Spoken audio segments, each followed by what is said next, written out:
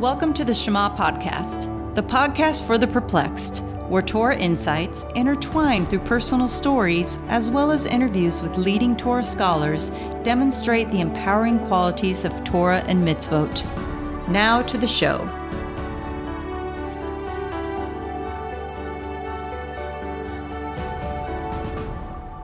Welcome back, my friends, to another episode of the Shema Podcast. Before we get into the episode, I want to share with you that at the encouragement of many, I have started recording video. This is new for me. I avoided it because the editing is much more complex.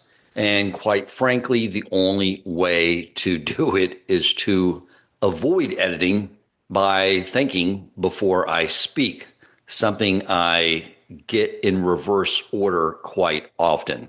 So that means in order to take on this new endeavor of recording video, it will mean I need to do such. I think this will help me out in my marriage because quite often, after 6 years of just doing audio and being able to edit out what I wish I had not said, I find myself in conversations with my wife to where I'll say something and then by looking at her expression, realizing that what I had said is something I wish I had not said, I'll tell her, hey, you know what? Just edit out those last few sentences. And she'll say, Dan, this isn't a podcast. This is life. You can't do that. It's already been said. So I think this will help me out in all areas of my life.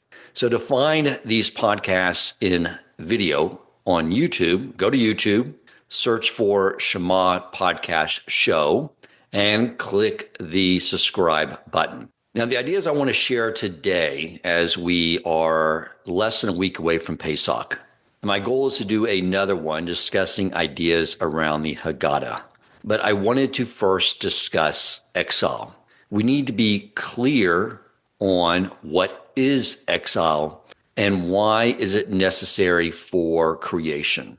And as an important footnote, if you are new in your religious observance, or if you're not and need a reminder, Pesach is not about reflecting on something that happened over 3,300 years ago.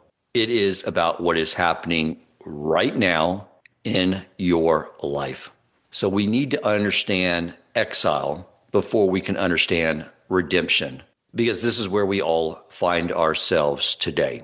These are ideas that I was ruminating, contemplating over this last week. I was missing a vital component, and on Shabbos, I came in and grabbed a book by the Baal HaSulam that I had ordered, and I just flipped it open to an essay randomly and started reading. And of course, the missing component of what I was trying to understand was right there. Hashem always provides the solutions to a problem for us before we experience the problem. So I like to always start at the basic building blocks of creation for clarity, so that we can understand how this all applies in the complexity of the world and our lives.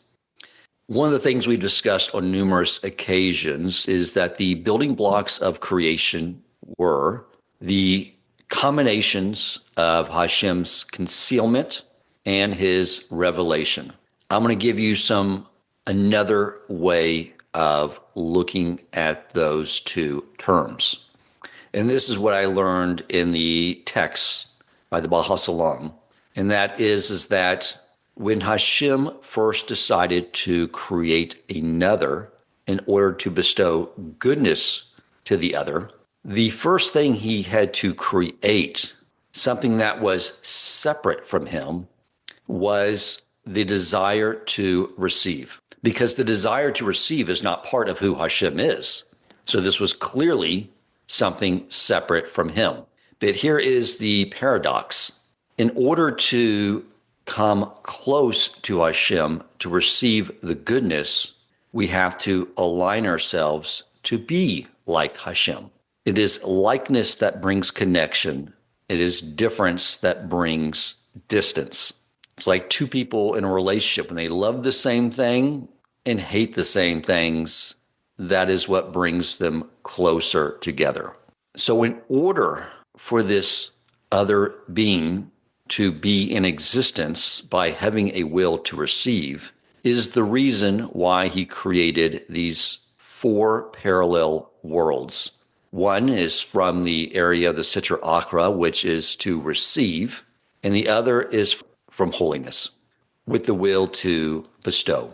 Our body comes from the realm of the Sitra Achra. It is built and designed to have the will to receive, infused with our neshama that has the will to bestow. And through this conflict in this turmoil, that is what rectifies the neshama.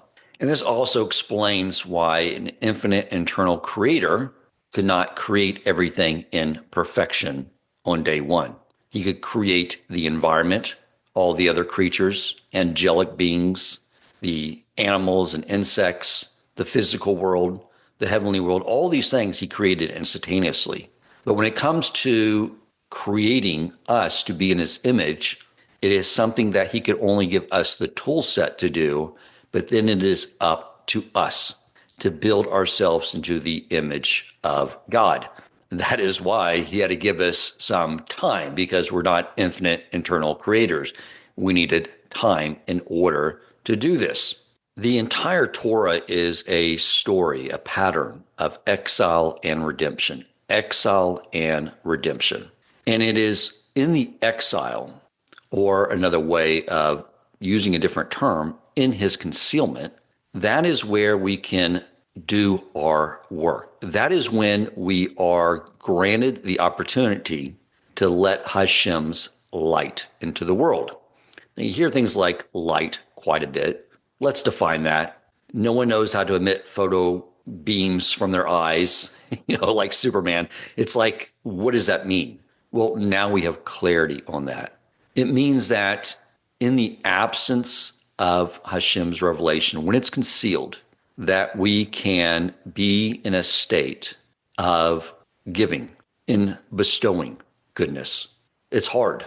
After I did the podcast episode with Rebbetzin Freeman, and she talked about the near-death experiences and what they all had in common, Jew and non-Jew, through their life reviews, was the acts of kindness, the way we make other people feel.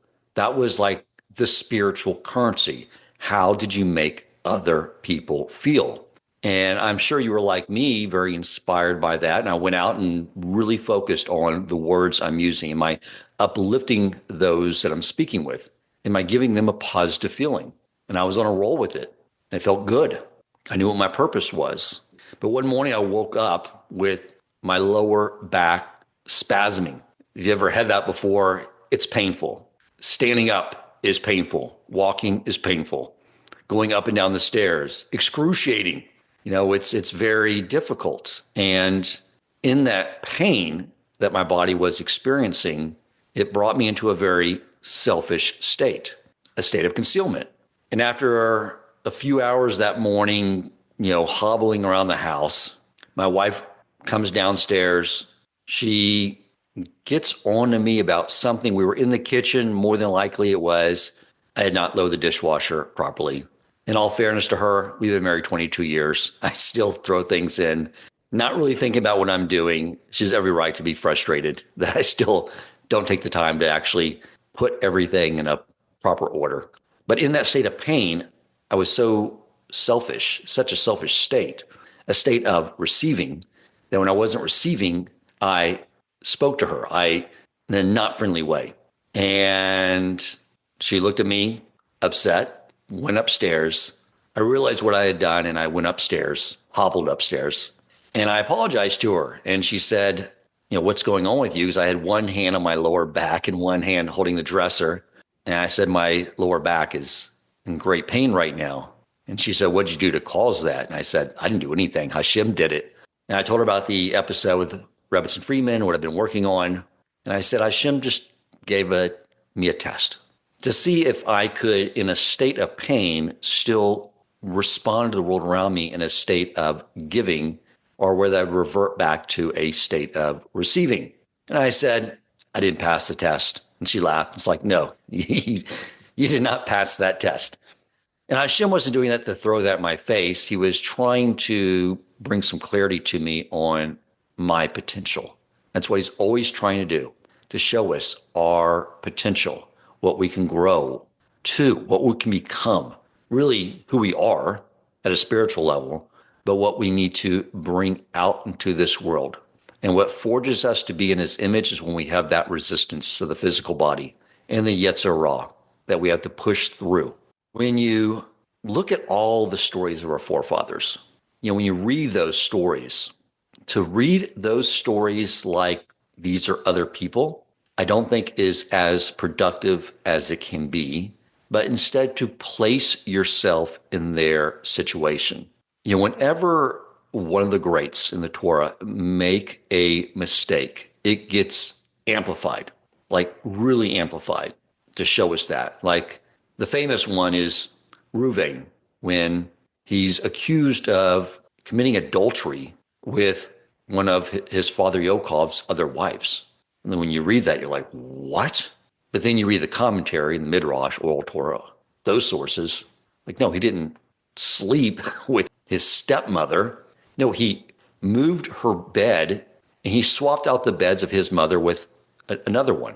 But when you amplify that action, he interfered with his father's conjugal relationships with one of his wives. The amplification of that is adultery. But that's how he treats people at such high levels, and to give us lessons. But when you don't hear critiques, that tells you quite a bit. It tells you who these people really are and what we're supposed to mirror as far as their behavior. So you can look at all of them, but we'll focus on the story of Yosef, because that is the story that led to the exile in Egypt. He started off his father's favorite. He was the crown jewel in his father's eye. He was positioned in a very favorable place. But he had to develop himself. Hashem had to help him develop himself. So one of the first things that happens in the narrative is he gets thrown into a pit. Hashem has to throw him down, literally, figuratively, into a place of concealment, of exile. And he gets sold to the Arabs, and he notices the sweet-smelling incense that they are transporting, and there he is shackled, being transported into slavery, and he focuses on the positive. And because he stayed true to who he was, and he showed gratitude to Hashem for every little thing that he could see that Hashem was doing for him, and he knew everything is for the best. Everything Hashem's doing is for the best. He ends up quickly moving into a very prominent position as the head of Potiphar's household. He is now in redemption, but there's much further growth.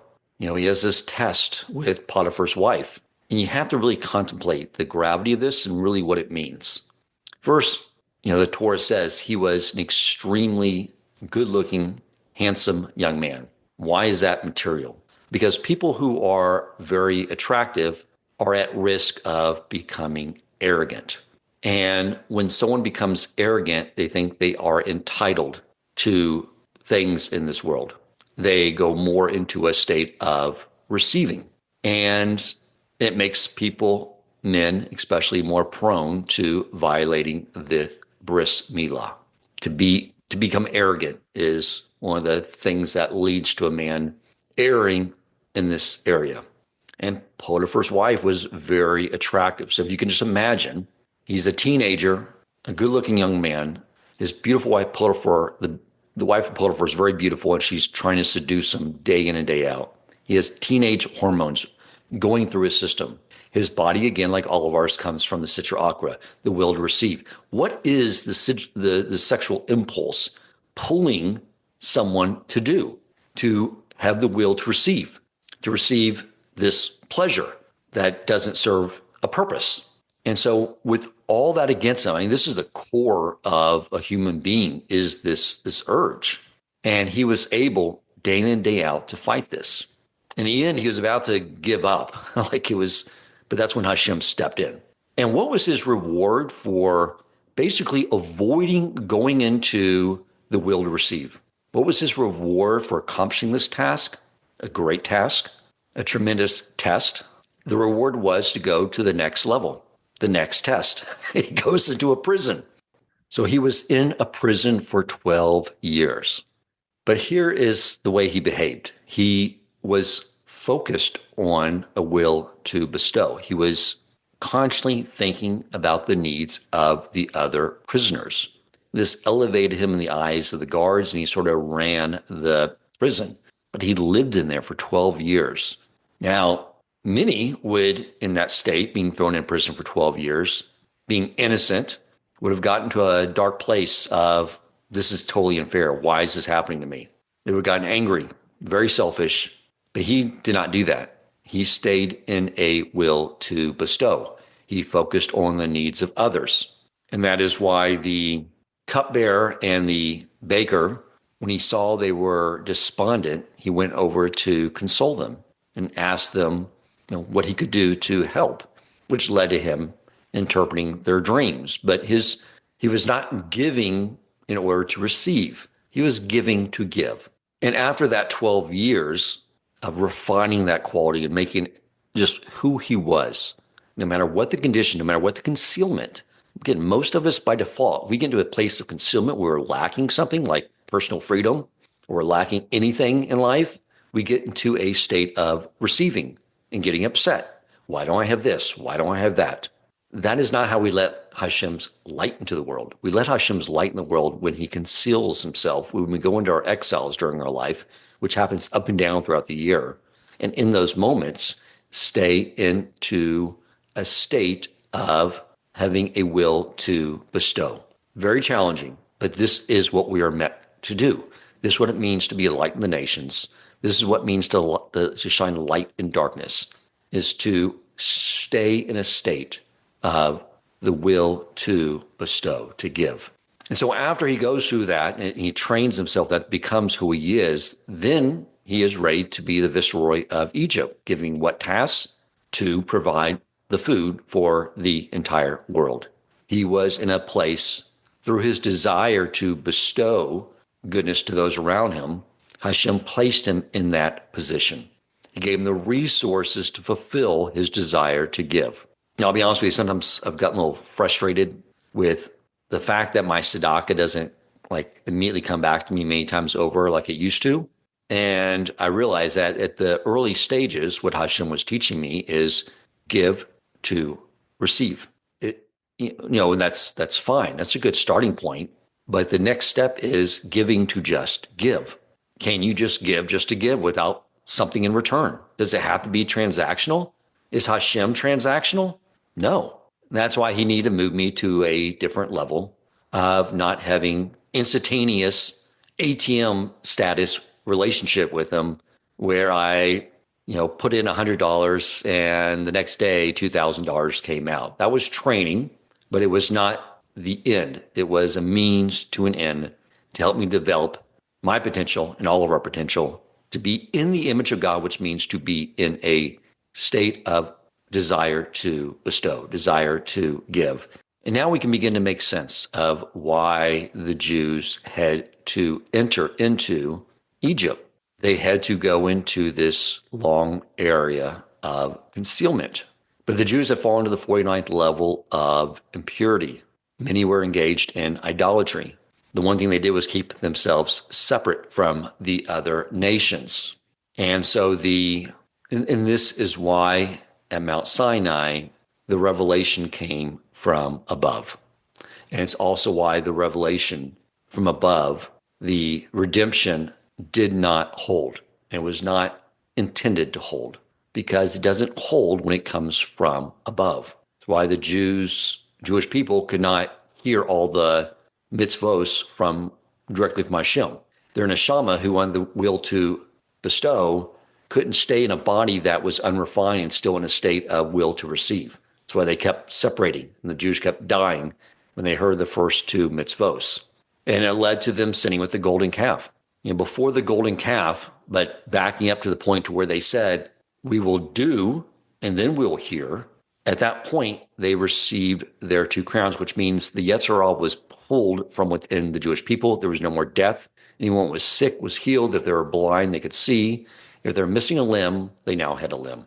Because the impediment of their neshama, really infusing their physical body and perfecting the physical body, that was removed. And you can see, but those what they said, we will do and we will hear, which means when Hashem is concealed, when we were in a state of exile in our lives, that we will do what Hashem wants regardless. We don't need to sit there and say, if I do this for you, Hashem, what's in it for me? We find ourselves doing that, like many of us do. I do. And that's the mindset we have to escape from. And that's why the final exile, this very long one, is so necessary, because we have to initiate it from below this time. That's why the last holiday of the year is Purim, because we committed to the Torah and we initiated it from below. That's why it'll be the only remaining holiday when Mashiach comes. So that is the purpose of exile. That is our opportunity to forge ourselves. It's easy to be kind and think about others when you are feeling great. It's easy to give tzedakah when you have lots of money and you're wealthy. But to do those things, to act selfishly, to want to just have the desire to give even when you're lacking, that's in the image of God. And that's what our task is. So I want to, with that in mind, share some things to really contemplate before we get to Pesach. And everything I'm saying to you, I'm saying to myself. That's why I do these podcasts. I'm talking to myself. Stop and think about everything that you are currently worrying about. Okay. Think about everything you worry about. And then once you've identified those things, I want you to now phrase that correctly, is that what you worry about is what you fear. And what you fear is something other than Hashem. Let's just be honest with ourselves, because this is the exile. And this is what we want to free ourselves from. And whenever you hear in the Haggadah Pharaoh, you need to know who your pharaohs are. The Jews in Egypt thought Pharaoh had power. They were dependent on Pharaoh for food. And that's why Hashem needed to create the illusion that he had power, so he in front of their eyes could, remove that illusionary power around Pharaoh so the Jews could see that Hashem is the only power. So we go through this every year, but during the year we get caught up, not accusing you, but I suspect most of us, where we assign power to other things, because if not, we wouldn't be worried about anything. We'd only have fear of Hashem. And fear of Hashem is freedom. And I want to explain what that means. But again, first, identify who your pharaohs are, who you have assigned power to, so you can remove that and assign all power to its rightful source, which is Hashem. There's another teaching by the Baal HaSulam. I heard this actually from Gadol Finster in his merit. I heard it, and it made me actually go buy that text. So that was sort of the cause and effect of some events that occurred, and how we all, as Jewish people, play off each other, and why it's so helpful for us to share with each other what we learn. But it's the 4 ways we can be stuck in exile. And when I heard this, I put it on a notes section of my phone. I have a little morning thought contemplations to go through to help me get my mind focused for the day. And I kept this one on there. And what the Baal HaSulam says is that, and he lists out the 4 things that can cause someone to be in exile, in Egypt, in Mitzrayim, exile in mental constriction. One is to not understand that Hashem is controlling everything around us. 2 is to not know that Hashem loves us. 3, to suspect that Hashem is mistreating us. And 4 is to not believe in ourselves. So again, when you look at our forefathers, and the reason we have the privilege to be Jews is because of them. And you can use any of their stories, but if you think about like Yaakov, he had prophecy. Hashem said, as he was fleeing his home because Esau was out to kill him, Hashem said, I will be with you. I will take care of all your needs. What's the first thing that happens? He runs into Esau's son, who tries to kill him, and he bribes his way out by giving him every last penny he has. So now he's broke. He goes to Laban's home, broke, and now has to work for 7 years to marry Rachel and ends up getting Leah. And you know the rest of the story. He works for another 7 years. All this goes on, but you never hear Yaakov complain and said, Hashem, I thought you said you were going to take care of me. He never complained once because Yaakov knew that Hashem is orchestrating everything, that Hashem loves him, and nothing he's doing is to mistreat him. Think about that story with Yaakov as you go through this year and through life. That is what we're supposed to mirror, because to think otherwise gets us trapped in the mental exile of Mitzrayim. But the fourth one, to believe in yourself. I think a lot of us struggle with that. When I'm talking to others, I want you to imagine, if you're a parent, you can really do this. If you're a mother, you'll be an expert at this exercise.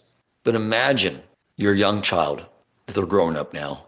They're a young, adolescent, teenager, and you found out that someone said something hurtful to them. It hurt them really bad. They're crying. Someone made them not believe in themselves, that how special they are, how unique they are, and how that they have such a unique, special purpose in this world. And they're crying and they're upset. And you as a parent, you're hurt. You're hurt to see them hurt. Moms get this. Something happened like that with my daughter when she entered middle school. I think it happens with a lot of girls, especially in the secular world. Probably one of the reasons my daughter wanted to get out of there and go to a Jewish day school. But my wife went mama bear big time. Like I literally had to like keep her from leaving the house. Like she wasn't safe for society. It was like someone said something to hurt her little girl. Now I want you to consider the following. After thinking about the pain that caused you when someone said something hurtful to an innocent little child, many of us are in a verbally abusive relationship. And that verbally abusive relationship is the relationship we have with ourselves. It's like a script for a Lifetime movie.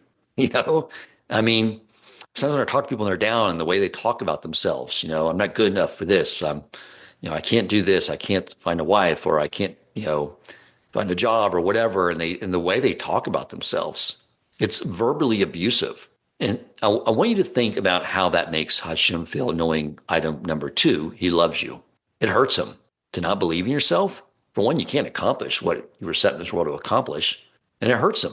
So if you love Hashem, you have to love yourself and get rid of this verbally abusive relationship you may have with yourself.